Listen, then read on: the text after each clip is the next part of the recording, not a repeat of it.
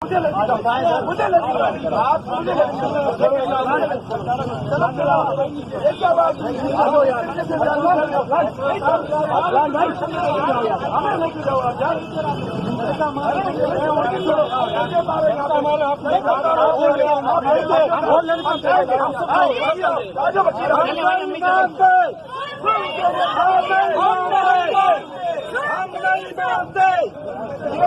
जाति गुलाम बन रहे, ये आईन और कानून की बात नहीं कर रहे। अगर कोई जुर्म है तो फर्द जुर्म बनाए, यहाँ पे फर्द गिरफ्तारी बनाए, ये फर्द गिरफ्तारी बनाए। ऐसे नहीं करो।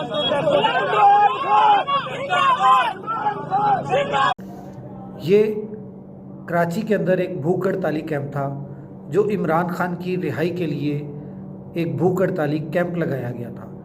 पूरी पाकिस्तान की हिस्ट्री के अंदर इस तरह के बेशुमार कैंप्स लगते आए हैं, मगर ये अनोखा इसलिए है क्योंकि वो अनोखा लाडला आवाम का इस टाइम कैद में है और उसको कोई अपनी परवाह अभी भी नहीं है। अगर वो अपनी उसे कोई परवाह होती तो कब का डील करके सुकून और ऐश की ज़िंदगी गुजार रहा होता। मगर उस शख्स को ना तो अपनी कोई परवाह है और ना ही उसने कोई अपनी परवाह करनी है। वो अगर परवाह कर रहा है तो अवामुन नास की कर रहा है, पाकिस्तान की कर रहा है। उसी के लिए एक भूख हड़ताली कैंप लगा था और उस कैंप के ऊपर किस तरह से पुलिस ने धावा बोला और उस धावे के अंदर वकला बरादरी जो है उसको भी नहीं छोड़ा। जब ये सारे फस्तायत बर्पा की गई उसके बाद आखिर में उन्होंने भी फैसला कर लिया कि अब हम गिरफ्तारी ही देंगे, अब हम गिरफ्तारी देंगे।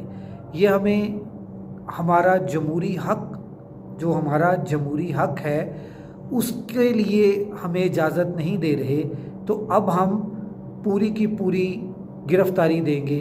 और इस गिरफ्तारी के ऊपर आपने देखा कि किस तरह से वकला ने प्रिजन वैन के अंदर घुसे और वहाँ पर भी खड़े होकर उन्होंने उसी तरीके से अपना जज्बे का इजहार किया, अपने ख्यालात का इजहार किया।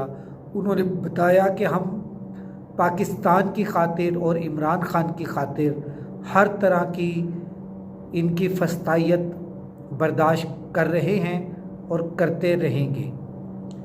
देखें, या तो आप पाकिस्तान को पाकिस्तानियों के तरीके पे चलने दें, नहीं तो ये पाकिस्तान इस तरीके से, जिस तरीके से आप चला रहे हैं, महंगाई के अलावा और कुछ नहीं ला सकता। अगले व्लॉग तक राशिद इकबाल कादरी को इजाज़त दीजिए। अल्लाह हाफिज़।